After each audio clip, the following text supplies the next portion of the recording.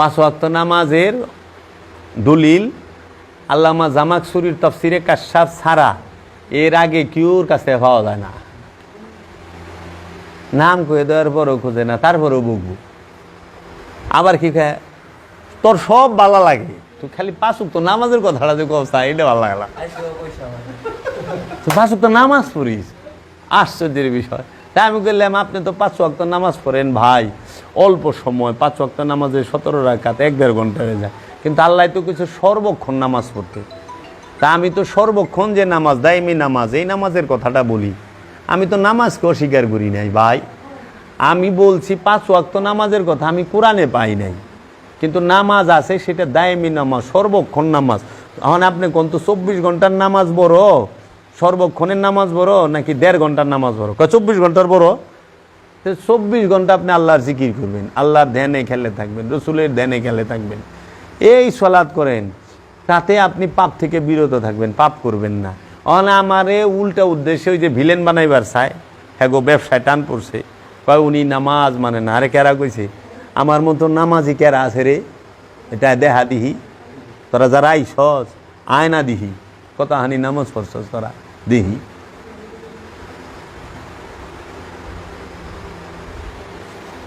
সালাত নিয়ে আমাদের কোনো মতভেদ নাই।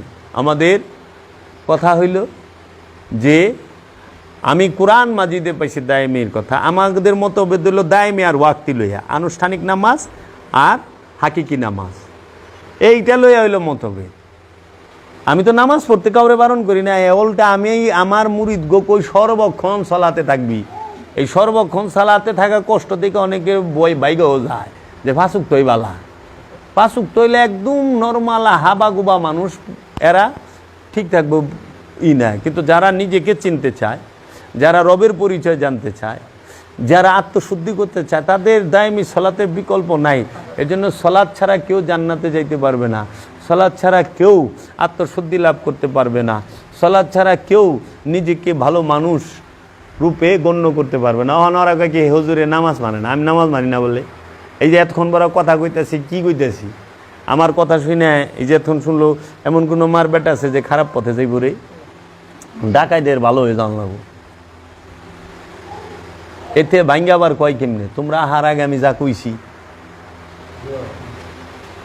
তো কাজেই বাবা গো, সালাত সব সময় রসুলকে সাথে নিয়ে করতে হয়। রসুল হইল ইমাম, তুমি হইল মুসল্লি।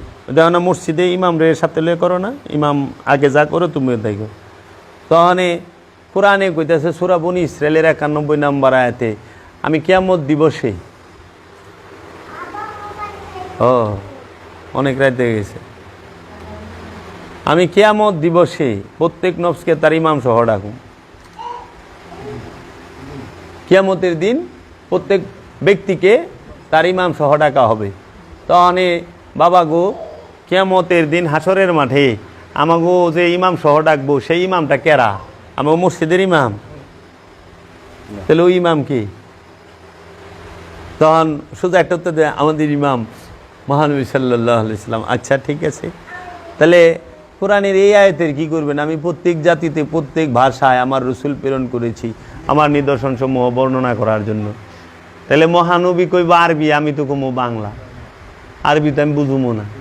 যদি আমারে ডাকে তালিয়া যাবে রোহ জান্নাত, মোতালিবা করে খারাপ আমার যে একটা ফুলা আছে, তাল রো জান্নাত, হ্যাঁ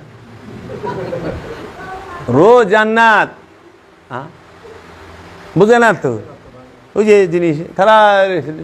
তখন কি করার লাগে তোর? জি জি বাবা যাচ্ছি। তাহলে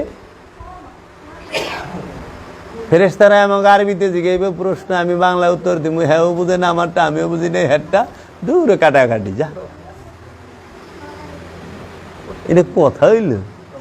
এক আয়াতের সাথে আরেক আয়াতের কেমনে দাঁড় করাছেন গুজামিল দিয়া। এর জন্য কোরআনটাকে গবেষণা করে আপনারা আইবেন, আমি এইগুলো কমপ্লিট করলে আমি এই বিষয়ে আপনি এই ক্লাসই করাম একদম। আমার যারা ছেলে তাগো দেখ যে কি আছে কোরআনে, আমি তবই শিখায় থুয়া যাম, দেখায় থুয়া যাম। দেখ যদি মিথ্যা হয়, যদি হয় আমারে ফালায় থুয়া জাগা, এন থাকবে গিয়ে রে আমার মতো বাটপারের লগে না থাইকা একটা ভালো মানুষই হয়েছে।